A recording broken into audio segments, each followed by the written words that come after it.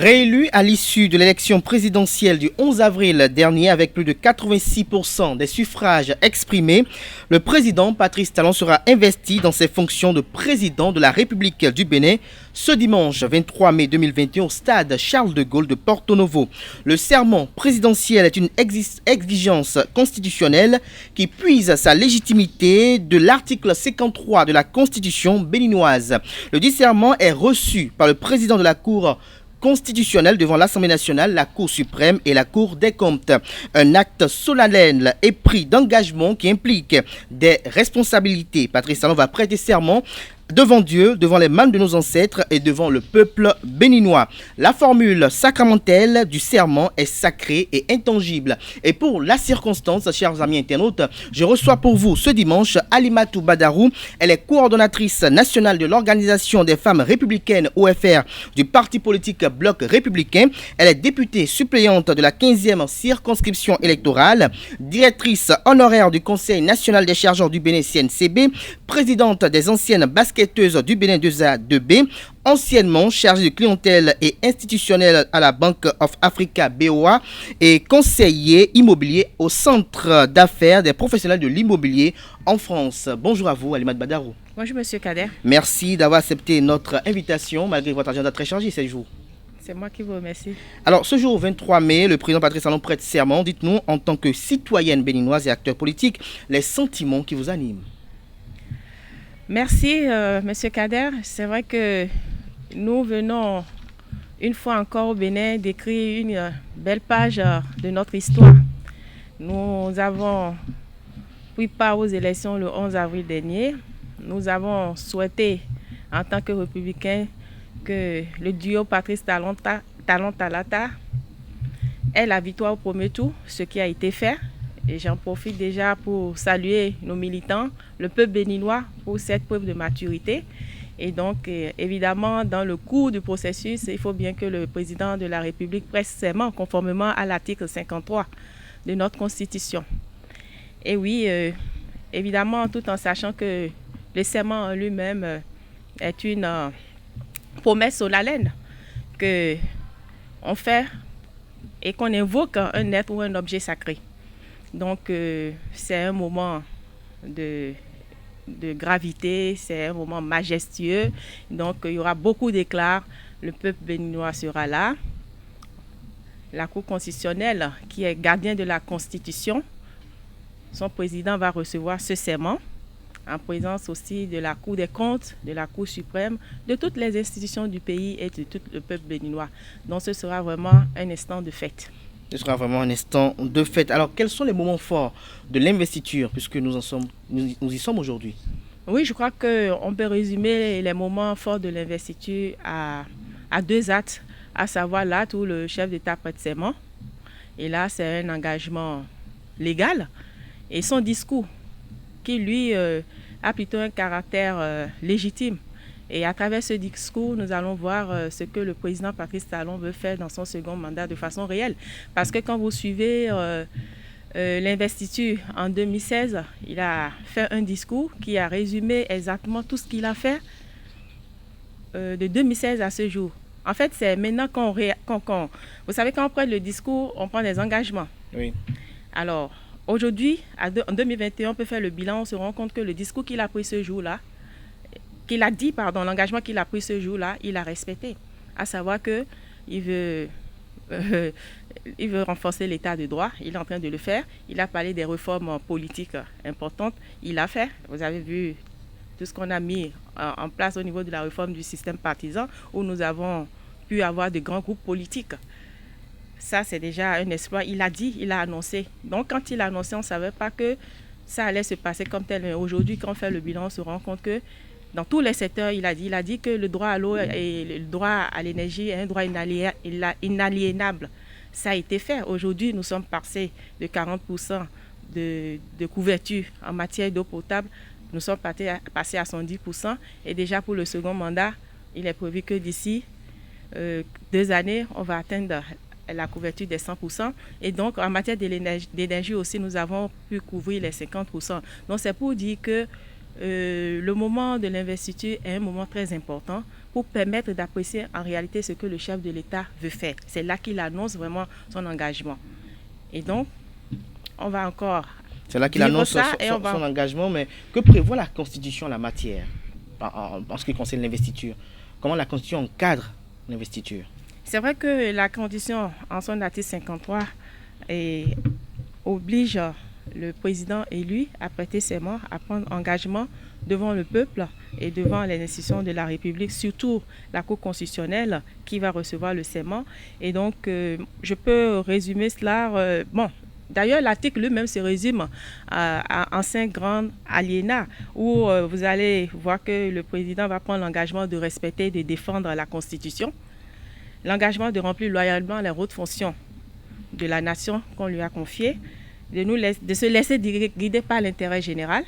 Oui. Et en plus de ça, il est prévu qu'en cas de parjure, oui, lui-même il dit qu'en cas de parjure, il va subir les coups de la loi. Les rigueurs de la loi. Les rigueurs de la loi, ça veut dire quoi? Ça veut dire que quand il prend cet engagement, quand il fait ce serment, et qu'il arrivait à ne pas respecter tout ce qui est prévu dans le serment, il peut être sous le coup de la loi, à savoir que tout citoyen peut se plaindre, peut saisir la haute cour de justice ou la cour constitutionnelle pour se plaindre du fait que le président a pris tel engagement et qu'il n'a pas respecté à travers son serment. Alors, que prévoit la loi en cas de non-respect de ce serment? Puisque vous avez dit tout à l'heure que le chef d'État en prenant serment évoque également subir les rigueurs de la loi en cas de parjure. Tout à fait. N'importe quel citoyen peut saisir la cour constitutionnelle en disant que voilà, l'engagement, le serment qui a été pris n'a pas été respecté et donner la preuve.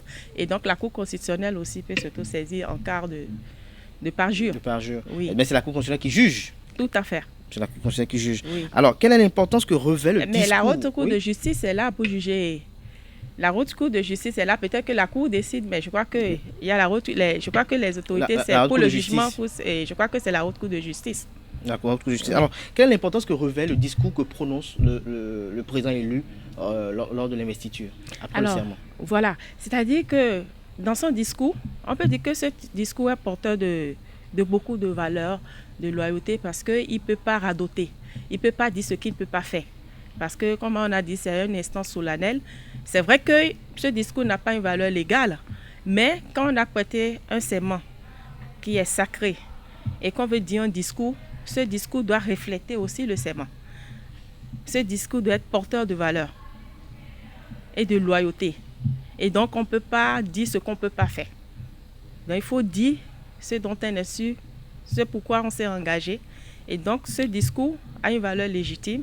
Et je crois que le président l'a assumé déjà pour le premier mandat, à savoir que tout ce qu'il a décidé de faire, on a vu ligne par ligne qu'il a fait.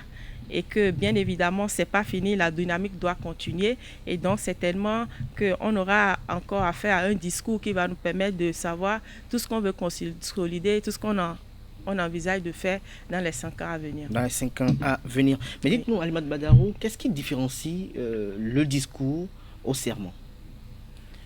C'est vrai que c'est la même personne qui fait les deux, mais la différence est au niveau de la valeur. L'autre a coût légal et l'autre a coût légitime. C'est-à-dire que quand vous prenez le serment, une fois que vous n'avez pas respecté un élément du serment, vous êtes déjà sur le coup de la loi. Alors qu'au niveau du discours, il y a un idéal qui respecte les valeurs du serment. Un idéal assez sincère, parce qu'on peut dire que même dans le discours, il y a de la loyauté. Mais après, vous savez, c'est l'avenir aussi qui permettra d'apprécier après le fond du discours. Mais est-ce qu'on peut en vouloir à un chef d'État s'il ne respecte pas ce qu'il aurait dit dans son discours lors de la cérémonie d'investiture? Bon, ça c'est vraiment discutable parce que quand je donne un exemple tout bête, à savoir que bon, on a un programme d'action. On peut avoir de l'ambition, je veux dire. Pour rappel, par exemple, le président Patrice Talon en 2016, qui a prêté serment, après il a prononcé un discours dans lequel il a parlé de mandat unique. Et après, les gens lui ont voulu pour dire que bon, il avait parlé de mandat unique et donc il avait prêté serment pour un mandat unique et non pour 2 mandats. Est-ce que le discours, ce qui est dit, doit être pris avec autant de rigueur? Ah non, là, il ne faut pas qu'il y ait de confusion parce que le serment Nous avons bien vu les alinéas du serment. Nulle part il n'est écrit mandat unique et qu'il a dit dans son serment qu'il veut faire un mandat unique. Dans son discours, quand il parle de mandat unique, il faut que les choses soient claires. En réalité, le mandat, il est unique. Le mandat qu'il prend, ce n'est pas par tacite reconduction. Un mandat, il est bien fait pour 5 ans. Et il est unique pour 5 ans. Nulle part dans le monde entier, vous allez, en tant que mandat est prolongé par tacite reconduction, pour qu'on aille dire que c'est peut-être pas un mandat unique, que c'est 2 mandats. Je ne sais pas si vous comprenez. Il presse seulement pour un mandat unique. Alors donc, à ce niveau-là, donc, lorsque le chef d'État prononce un discours, les engagements qu'il prend, on peut peut-être le prendre dessus, mais on ne peut pas le poursuivre dans la loi pour cela. Oui, parce que là, même déjà, quand vous parlez du discours du mandat unique, c'est l'interprétation que les gens veulent faire, parce que il y en a qui révèrent de pouvoir accéder au pouvoir et comment pas jouer sur les mots. Mais en réalité, quand ils disent « je ferai de mon mandat unique », le mandat est bien unique. Il n'est pas dit que le mandat est pas tacite reconduction. C'est un mandat unique. Quand on prête serment pour un mandat unique. Maintenant, la preuve, on a fait les élections. Il va encore faire un autre mandat unique. Un autre mandat unique, il va encore faire le serment pour le mandat unique, parce qu'il n'est pas tacite reconduction, c'est un mandat unique. Alors maintenant que on prenne un engagement dans un discours qu'on n'arrive pas à le respecter, c'est pour ça que je dis, dans le discours, il y a aussi l'idéal qui est dedans, c'est-à-dire on envisage de faire bien les choses. Mais après, il y a la réalité du terrain, à savoir que le gouvernement, il y a les autres institutions qui sont là, il y a l'Assemblée nationale, il y a le Conseil économique et social, il y a des projets. Le président ne se lève pas et il fait tout seul. Je donne l'exemple, par exemple, du projet de construction de l'aéroport de Glodjigbe. Le président, dans son PAG, il rêvait bien de pouvoir réaliser cet aéroport. Mais après, quand ils ont commencé par faire les études, il y a eu des imprévus, les réalités techniques qui ont fait qu'ils sont obligés de prendre encore plus de temps et de reprogrammer ce projet-là. Alors, imaginez que parce qu'on l'a annoncé dans le PAG ou qu'on l'a annoncé peut-être dans un discours et qu'on n'a pas pu le réaliser, il ne faut pas prendre ça comme si parce qu'il n'a pas essayé de le faire. Il y a des imprévus. Il y a beaucoup de paramètres qui entrent en ligne de compte. C'est ce genre d'exemple que je voulais donner pour vous expliquer, pour vous dire qu'il se peut qu'on prenne un engagement dans le discours et qu'après les réalités du terrain puissent montrer autre chose. Montrer autre chose et puis qu'on se repositionne. Mais c'est l'esprit, à savoir le respect des valeurs, la défense de nos acquis. Il y a d'autres choses fondamentales qu'il faut regarder en fait. L'esprit qui est derrière l'initiative et le résultat qu'on attend, parce qu'on peut trouver que certaines choses sont des priorités, alors que sur le terrain, on se rend compte qu'une autre priorité est plus prioritaire que celle qu'on avait définie dès le départ. Donc, il peut y avoir ces petits réajustements, mais ce n'est pas méchant. Oui. Alors, Alimat Badarou, ce jour, dimanche, Patrice Talon prête serment, il sera investi pour son second mandat. Vous êtes actrice politique, vous êtes membre du Bloc républicain. Comment s'est préparée cette cérémonie d'investiture? Qui sont ceux qui sont attendus? Est-ce qu'il y a des chefs d'État étrangers qui seront de la partie? Dites-nous un peu. Ce que je peux vous dire à l'instant, c'est qu'au niveau du Bloc républicain, nous nous attelons pour prendre part à cette fête, parce que vous savez, c'est le Bloc républicain qui a investi le candidat Patrice Talon. Et nous avons eu comme coordonnateur national de campagne le secrétaire général, M. Abdoulaye Biotchane. Donc vous comprenez que cette victoire est la victoire du Bloc républicain. Et donc nous nous attelons à prendre part massivement à cette cérémonie avec nos militants, et que notre présence et la présence des femmes contribuera à la beauté de l'événement. Et donc je peux vous rassurer sur ce coup-là. Et dire aussi que quand on regarde un peu l'aspect que vous évoquez, à savoir l'invitation des chefs d'État. Oui, c'est-à-dire en dehors des présidents des institutions de la République, en dehors il y a du corps les diplomatique accrédité. Voilà. Est-ce qu'il y aura des chefs d'État étrangers qui seront de la partie? Je vais vous dire, attendons de voir, parce que je ne suis pas dans les secrets des dieux. Mais ce que je peux retenir, c'est qu'on est dans un contexte sanitaire où de plus en plus les chefs de l'État ne se dépassent pas beaucoup et ils se rencontrent à travers les vidéoconférences depuis un moment. Et donc, qu'ils arrivent pas, ça peut s'expliquer dans ce contexte-là. Ce qui est important, c'est la solennité de l'événement, à savoir que le grand public est là, tout le peuple béninois est là, toutes les institutions de la République sont représentées, et que l'engagement, le serment sera dit et que c'est ça qui est important pour nous en fait, à savoir où est-ce qu'on va, est-ce que nous respectons la Constitution, est-ce que tous ceux qui et toutes les partis qui seront là au moment du serment, si ces partis-là sont là, je vais dire les décisions de la République, je crois que c'est l'essentiel pour nous et que la cérémonie se déroule très bien. Tout à l'heure, je vous ai présenté comme coordonnatrice nationale de l'Organisation des femmes républicaines. Vous avez parlé tout à l'heure des femmes qui seront à cette investiture. Est-ce que c'est vous qui orchestrez cela? C'est vrai qu'en tant que coordonnatrice nationale des femmes républicaines, il est de bon ton que j'organise les femmes pour qu'elles participent à la cérémonie, puisque c'est un instant de bonheur. Elles ont souhaité, et pendant la campagne, voir le président Talon gagner cette élection. Et donc, c'est un moment de joie. C'est normal pour nous parce que déjà, nous avons été très actives derrière le président de la République. Donc, en aucun cas, les femmes républicaines ne voudraient rater cet instant de bonheur où nous avons pu réaliser le chaos. Et donc, voilà. Donc, on s'attelle, on s'y met et puis que Dieu nous prête vie et que la fête soit belle. Alors, tout à l'heure, je vous présentais comme coordonnatrice nationale de l'Organisation des femmes républicaines du Bénin, du bloc républicain, j'allais dire. Est-ce que vous pouvez nous présenter de façon sommaire cette organisation? Alors, l'OFR, entendez Organisation des femmes républicaines, est un organe de masse du parti bloc républicain. Alors, elle tire son existence des articles 54, 55 et 56 des statuts du parti. Et donc, nos attributions, c'est simplement que nous sommes là pour mettre en exécution tous les projets du bloc républicain en faveur des femmes. Et elle œuvre aussi elle œuvre contre l'exclusion des femmes en politique. Et à travers notre vision, on peut résumer que nous participons à la formation des femmes, à l'autonomisation des femmes.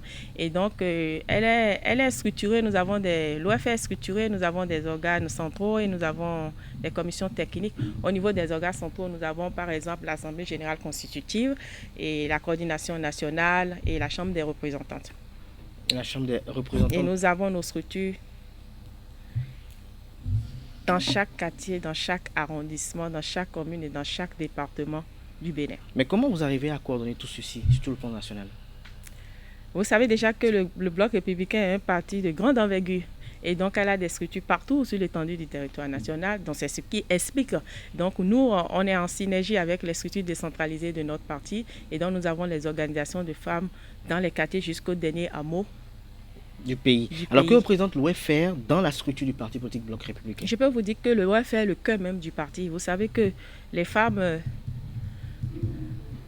contrairement à ce qu'on peut dire, à savoir que nous ne sommes pas suffisamment représentés dans les instances de décision, mais c'est les femmes qui en réalité sont plus politiques que les autres, parce que quand il y a de la mobilisation, c'est les femmes que vous voyez qui sortent le plus, et donc c'est les femmes qu'on appelle toujours, dont nous représentons le cœur même du parti, et nous contribuons à la mobilisation, à l'organisation de la base de notre parti, à savoir que nous jouons un rôle de mobilisation à la base pour le parti.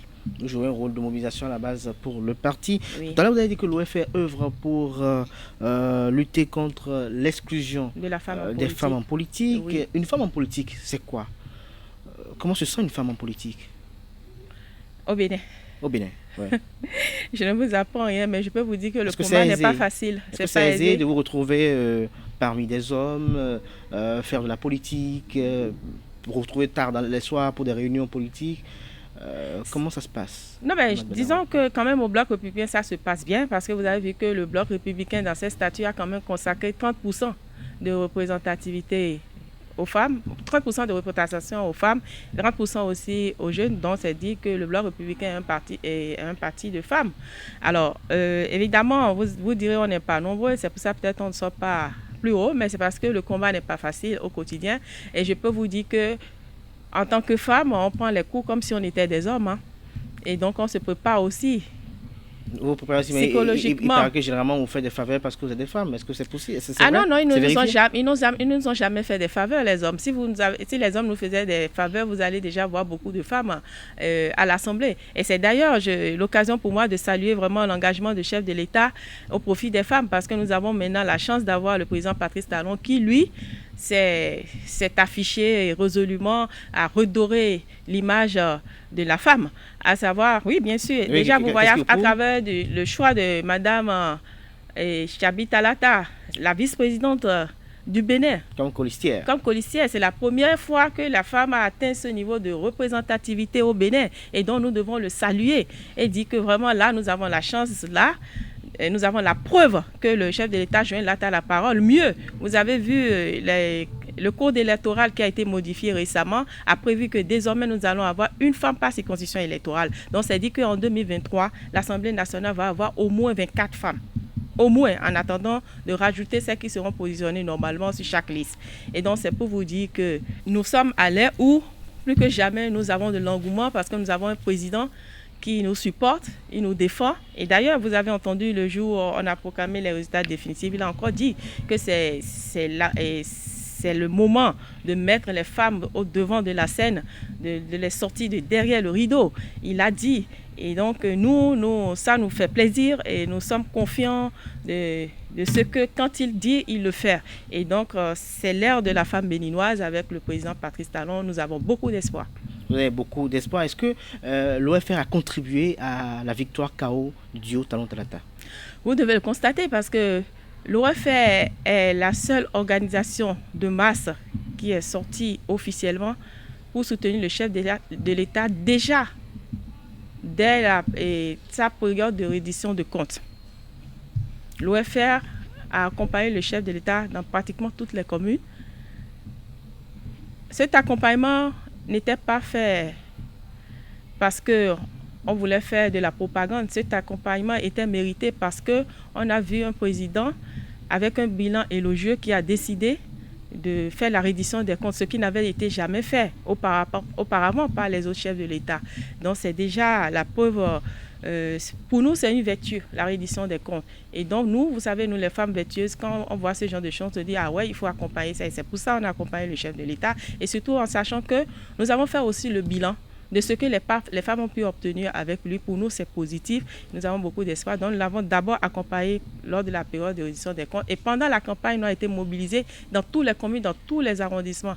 Avec force et conviction, nous avons parlé aux femmes. Nous avons d'abord commencé par passer un message de paix. Nous avons formé nos femmes comme des ambassadrices de la paix. Vu que le contexte de ces élections était un peu un contexte de menace, nous avons pris très tôt le taureau par les cornes en allant de façon en fourmillement, je vais dire, vers les femmes. On allait les voir sur le lieu d'activité, dans les marchés, dans les quartiers, dans leur lieu de travail, pour leur dire la nécessité de poursuivre la dynamique parce que nous avons là un président dont le bilan est élogieux. Et puis à l'endroit des femmes, vous avez vu la nouvelle formule du microcrédit, qui est le microcrédit à la FIA, la modernisation des marchés, 35 nouveaux marchés, d'un coup en un seul mandat.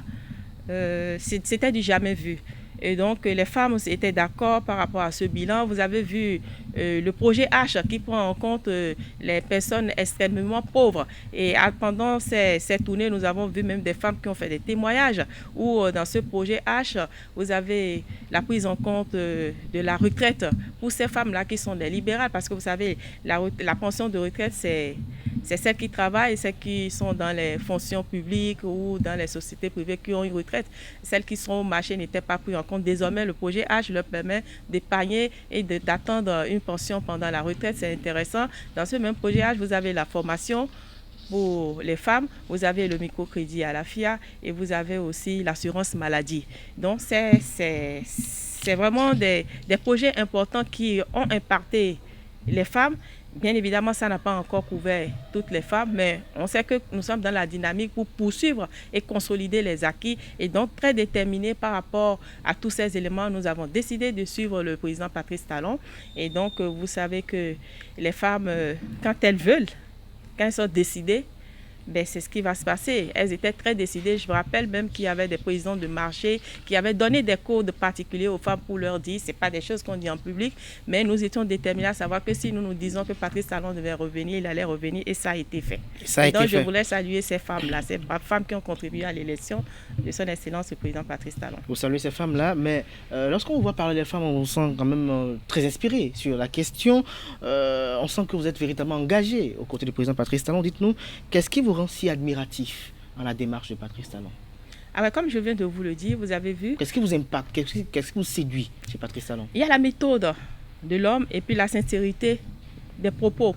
À savoir que le président Patrice Talon, il est très courageux. Non seulement il a un génie à travers toutes ses méthodes de travail, il est très courageux à savoir que il ose dire ce qui ne va pas. Quand vous voyez par exemple au niveau des réformes et qu'aujourd'hui nous savons tous marcher, crier quand on tousse les textes de loi, on dit que la démocratie est menacée, alors que pendant qu'on fait des détournements, pendant qu'il y a des scandales économiques, on ne marche pas, on ne crie pas. Alors donc le président Patrice Talon a eu le courage de nous dire en face et on se rend compte que c'est vrai. Parce qu'il dit pendant qu'il y a des scandales économiques, pourquoi est-ce qu'on ne marche pas contre la mauvaise gouvernance? Et donc maintenant il dit que nous devons pouvoir lutter contre la mauvaise gouvernance. Et donc ça, c'est vraiment un élément très important qui nous a marqué. À savoir que quand on fait le bilan aujourd'hui, on se rend compte que ce sont nos travers qui contribuent à notre sous-développement et qu'en réalité, cette démocratie dont nous parlons, que nous interprétons mal, que nous pensons que c'est selon la carte, en réalité, ne nous fait pas avancer. Et donc, le bilan est clair aujourd'hui que c'est la mauvaise gouvernance, la corruption qui nous a gangrenés pendant des années qui justifie ce retard. Et donc, aujourd'hui, à partir du moment où on a commencé par assainir les finances et qu'on a commencé par rationaliser aussi les dépenses de l'État, nous avons eu des économies. Ces économies nous ont permis de faire de l'asphaltage, d'avoir de bonnes routes et des routes durables et d'avoir de l'énergie. Déjà à 50%, on a déjà lancé l'autre phase d'une autre station électrique. Vous vous rendez compte que quand on voit ça, qu'on vit ça, en tout cas quand on a la chance de vivre ça et que le Bénin a été déclassé aujourd'hui, on est maintenant sur la liste des pays à revenus intermédiaires. Vous avez vu notre position en matière de coton et donc des exploits qui vraiment vous donnent espoir, qui vous disent ouais, on peut y arriver, qui vous permettent de quoi d'être fiers de vous révéler à vous-même, parce que là, vraiment, quand on fait le bilan, on se rend compte que le Bénin se révèle à lui-même. Aujourd'hui, quand vous prenez les rues, vous allez à la marina, vous allez le long de la plage de Fio, c'est la route des pêches, vous croyez à Miami, vous croyez dans C'est très beau. C'est très beau. Donc, il suffit seulement de fermer les yeux, vous te dites, oui, bien sûr, je suis au Bénin, à Cotonou. Donc, il y a de grandes transformations et ce n'est pas que Cotonou. Quand vous allez dans toutes les villes de notre pays, non mais c'est impressionnant. Et donc quand on a vu ça en 5 ans, on a plus espoir, on rêve. On rêve justement, mais les gens reprochent au président Patrice Talon de n'être pas suffisamment social, que c'est vrai, on dit qu'il y a de la croissance, notre économie se porte mieux qu'hier, mais cela ne se ressent pas dans le panier de la ménagère. Nous sommes à l'orée d'un second quinquennat. Selon vous, quels sont les défis qui s'imposent à Patrice Talon, qui a déjà dit qu'il va gouverner autrement? Non, est-ce qu'il a dit qu'il va gouverner autrement? C'est-à-dire que nous allons renforcer les acquis, à savoir que ce n'est pas par baguette magique qu'on change la vie des gens, il faut travailler pour. Alors, c'est vrai que le projet H, qui a à caractère hautement social, sera implémenté maintenant à toutes les autres couches, puisque la phase pilote a été faite sur les extrêmes pauvres. Maintenant, ce projet sera étendu sur les autres couches pauvres. Et donc, effectivement, dans la consolidation des acquis, nous allons commencer par sentir des améliorations. À savoir que, vous savez, c'est un cycle en fait. Et donc, une fois que nous avons été déclassés et que nous avons maintenant la capacité de faire des emprunts, de financer les grands travaux, nous avons des emprunts de long terme. Parce qu'avant, c'était des emprunts de court terme et qui coûtaient cher et qui n'arrangeaient pas les pays développés. Le président l'a d'ailleurs dit. Et donc, il y a un certain nombre de choses qui sont lancées et que nous allons voir les résultats à court terme, à moyen et à long terme. Donc, d'ici le moyen terme, je crois qu'on va commencer par sortir. Mais il ne faut pas aussi oublier qu'à travers les grands travaux, l'emploi il y a eu de l'emploi. Tous les travaux que nous avons faits à travers l'asphaltage, les rues. Récemment, il y a encore le pipeline qui a été lancé cette semaine. Exactement. Donc, on ne peut pas dire que la situation est à zéro. La situation a évolué et qu'il y aura encore des retombées. Comme je vous l'ai dit, il y a des choses qu'on peut voir dans l'immédiat, à court et à moyen terme. En matière économique, c'est comme ça, c'est un cycle. Et donc, évidemment, il y aura des incidences avec le temps sur les autres agrégats macroéconomiques de façon à remarquer clairement la croissance. Une chose est sûre, le Bénin fait partie maintenant des rares pays qui a une croissance positive dans la sous-région. C'est déjà les éléments, les signes qui ne trompent pas. Vous voyez? Alors donc, je crois qu'il faut qu'ensemble, on continue de travailler. Travailler parce que pendant longtemps, nous avons été paresseux à savoir que nous voulons vivre du jour au lendemain, on veut vivre au jour le jour. Il faut que nous commencions par penser à long terme, que nous travaillons pour l'avenir, que nous travaillons pour la prospérité. Et c'est ce qu'est en train de nous inscrire le président de la République à travers tout ce qui est accord réforme, à travers tout ce qui met en projet. Et en plus, vous savez, c'est un président qui a de la méthode. Il ne se lance pas sur les projets. Avant de se lancer sur un projet, il le conçoit, il regarde tous les tours avant de se lancer pour ne pas faire demi-tour. Et donc, le temps de la conception aussi fait qu'on a l'impression que quelque chose ne bouge pas, mais pourtant il y a beaucoup de choses qui bougent. Vous avez vu toutes les nouvelles artères qui sont là. Désormais, il y a des gens qui ouvrent de petites activités. Quand vous prenez par exemple la route et la voie qu'on a ouverte à côté du Ciné Concorde, vous vous rendez compte, avant ce n'était pas praticable. Aujourd'hui, vous avez beaucoup de magasins d'activités qui sont ouverts. Et donc, il y avait des gens qui avaient laissé leur maison, qui étaient allés plus loin, qui reviennent maintenant, qui sont contents de dire qu'ils reviennent en ville. Et on sent que les quartiers vivent. Quand vous rentrez dans Kwakwa aussi, vous ne vous retrouvez pas parce qu'il y a de l'asphaltage partout. Et donc, c'est de l'emploi aussi, n'est-ce pas? Et ceux qui ont travaillé avec ces entrepreneurs à faire les routes, ils ont eu de l'emploi. Donc, dire qu'il n'y a pas eu d'amélioration sur le panier de la ménagère, c'est de ne pas être sincère. Et vous allez voir d'ici là que les marchés soient terminés, que les femmes rentrent dans de nouveaux marchés en travaillant dans des conditions d'hygiène, avec un bien-être. Vous savez, le bien-être, il est partagé. Il ne peut pas être nécessairement financier à chaque fois. Vous voyez, donc le bien-être, on peut le sentir dans le domaine de la santé. Vous avez vu qu'on a renouvelé les plateaux techniques. Il y a eu beaucoup de matériel sanitaire qui ont été installés dans nos centres, dans nos hôpitaux. Il y a encore le projet de l'hôpital de référence qui a déjà été lancé, qui a commencé. Donc c'est pour dire aux Béninois d'être patients, de suivre, que les résultats vont commencer par se sentir d'ici peu. Et ce mandat nous donnera l'occasion de vivre cela. L'occasion de vivre cela. Alors, nous sommes presque à la fin de cette émission. Alimat Badarou, dites-nous, vous êtes acteur politique. Est-ce que vous êtes fier de la démocratie béninoise, des réajustements qui ont été faits, des réformes qui ont été opérées par Talon 1 pour quand même qu'elle soit davantage moderne? Oui, merci. Je suis très fière vraiment de cette démocratie béninoise. C'est la démocratie qui permet aux institutions de fonctionner normalement. Donc je crois qu'au Bénin, toutes nos institutions fonctionnent normalement. La liberté de presse est là, la liberté de circuler, la liberté d'entreprendre est là, et la justice aussi est là, qui protège les intérêts de tout un chacun, et donc chacun sait où s'étendent ses droits et ses obligations. Et donc je crois que les partenaires étrangers font confiance au Bénin, c'est la preuve que tout fonctionne bien. Parce que si un pays n'a pas ses institutions en place et qui ne fonctionnent pas bien, vous pensez pas quand même qu'elle peut aller se refinancer sur les grandes places internationales et que les grands partenaires financiers seront toujours en train de faire confiance au Bénin. Donc je crois que tous ces aspects même expliquent déjà comment ça se passe au Bénin. Parce que vous savez, en réalité, on dit que la démocratie, c'est la dictature des tests. C'est mal comprendre la démocratie que de dire que quand on est en démocratie, on se permet de dire tout ce qu'on veut, de faire tout ce qu'on veut. En réalité, la vraie démocratie, c'est la dictature des tests. Et quand vous regardez les grandes nations qui se sont développées, c'est les nations où il y a de la discipline.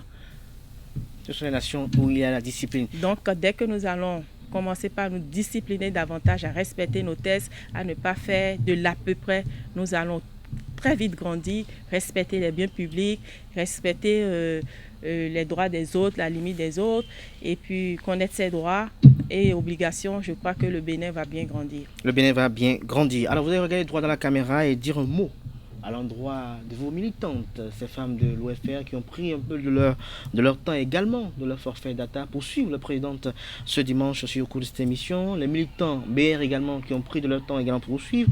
Également la diaspora béninoise qui a essayé de sacrifier son temps de ce dimanche pour suivre. Un mot à l'endroit de tout ceci, s'il vous plaît. À tout cela que vous avez dit à nos compatriotes de la diaspora, à tous les Béninois, les républicains et républicaines, je voudrais dire merci de nous suivre. Merci pour cette victoire du carreau du duo Patrice Talon-Talata et dire félicitations aussi au duo Talon-Talata et leur souhaiter beaucoup de courage et demander à tout le peuple béninois de prier et d'accompagner ce duo afin que nous arrivons à nos rêves, afin que le développement soit vraiment ça y est. Afin que le développement soit véritablement ça y est. Alors, chers amis internautes, on retiendra entre autres de cette émission que notre invité, à l'entame de son intervention, a dit que nous venons d'écrire une belle page avec cette réélection du président Patrice Talon et son investiture.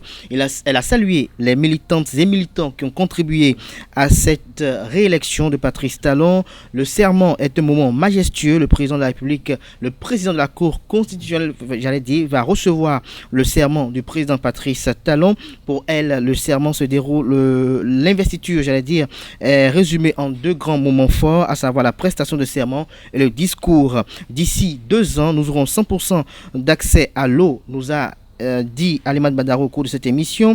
La Constitution, en son article 53, oblige le président de la République à prêter serment, a-t-elle dit au cours de cette émission, en exposant les 5 alinéas de cet article 53 de la Constitution. Le serment est un acte sacré et solennel pris devant les institutions de la République, a dit Alimad Badaro au cours de cette émission. La Cour constitutionnelle décide et constate le parjure en cas de parjure et c'est la haute cour de justice qui juge, nous a rappelé notre invité au cours de cette émission. Le discours est porteur de valeur, a-t-elle expliqué en faisant la différence entre le discours et le serment. Elle a dit au cours de cette émission que le bloc républicain a investi Patrice Talon comme candidat. Elle a rappelé également que le coordonnateur national de campagne du duo Talon-Talata était le secrétaire exécutif national du parti politique Bloc républicain, la personne de Abdoulaye Biotchane, qu'elle a salué au passage au cours de cette émission. Elle a dit que nous sommes dans une période de crise sanitaire où les chefs d'État s'échangent par visioconférence et donc c'est possible, quand ce n'est pas possible, qu'on ne puisse pas avoir de chef d'État au cours de cette investiture et elle a également argumenté dans ce sens. Les femmes républicaines ne veulent pas rater cet événement. Elle a fait part un peu des organisations qui ont été effectuées dans ce sens afin que les femmes de l'OFR soient véritablement présentes au cours de cette investiture. L'OFR œuvre pour lutter contre l'exclusion des femmes en politique. L'OFR est le cœur du parti politique Bloc républicain selon Alimad Badarou. L'OFR s'active constamment pour la mobilisation à la base du parti politique Bloc républicain. Alimad Badarou est admirative de Mariam Chabi Talata, qui est la première femme à avoir atteint ce haut niveau de responsabilité dans la République du Bénin. C'est une belle promotion de la gente féminine sous le régime du président Patrice Talon. Désormais, une femme par circonscription électorale. Donc la prochaine législature, nous aurons 24 femmes au Parlement. S'en est réjoui notre invité au cours de cette émission. Notre président de la République, Patrice Talon, nous supporte et nous défend, a rappelé Alimad Badaro au cours de cette émission. Pour elle, avec Patrice Talon, c'est l'ère de la femme béninoise. L'OFR a accompagné le président Patrice Talon lors de la tournée de reddition de comptes dans toutes les communes. C'est vanté la coordonnatrice nationale de l'OFR. La reddition de comptes est une vertu. Alors, c'est d'ailleurs la raison pour laquelle elle a décidé de faire ce sacrifice avec ses Amazones, avec force et conviction. L'OFR a battu campagne pour le duo Talon-Talata. Un travail de fourmi a été effectué dans ce sens. Elle a salué au passage ces femmes qui ont quand même mouillé le maillot avec abnégation, avec loyauté, avec républicanisme pour que Patrice Talon soit réélu pour la poursuite des réformes engagés. 35 nouveaux marchés, le mérite des microcrédits à la FIA, l'assurance pour le renforcement du capital humain Arche. Elle a vanté les mérites de ces différentes réformes qui ont été opérées grâce au leadership du président Patrice Talon. Elle est admirative de la méthode de Patrice Talon qui est une méthode de rigueur et qui est beaucoup plus pragmatique. Il a engagé des actions inédites et porteuses d'avenir et d'espérance, a-t-elle fait souligner au cours de cette émission. À la fin, elle a vanté les exploits exploits sur le plan économique, énergétique et sanitaire entrepris de 2016 à 2021 par Patrice Talon et son administration. Pour elle, le second mandat a pour défi de renforcer les acquis. Elle invite les Béninois à la patience. Elle est fière de la démocratie béninoise. Pour elle, toutes les institutions de la République fonctionnent convenablement et donc parce que cela est d'ailleurs la preuve du fait que les partenaires techniques et financiers font confiance au Bénin. À la fin, elle a lancé un appel à l'endroit de la diaspora et des Béninois et Béninoises. J'espère que j'ai été plus ou moins fidèle à vos propos. Très bien, merci, monsieur Kader. Merci à vous, Alimat Badarou. Merci pour le sacrifice également. Je rappelle que vous êtes coordonnatrice nationale de l'Organisation des femmes républicaines OFR, députée suppléante de la 15e circonscription électorale, directrice honoraire du Conseil national des chargeurs du Bénin, présidente des anciennes basketteuses du Bénin, anciennement chargée de clientèle privée et institutionnelle à la Bank of Africa BOA. Vous êtes également ancienne conseillère immobilier au Centre d'affaires des professionnels de l'immobilier en France. Merci à vous. J'espère qu'on vous reverra très prochainement. Avec plaisir, monsieur Kader. Merci à toutes et à tous. Merci pour l'attention, chers amis internautes. C'était l'invité de ce dimanche sur EZAE TV. À très bientôt.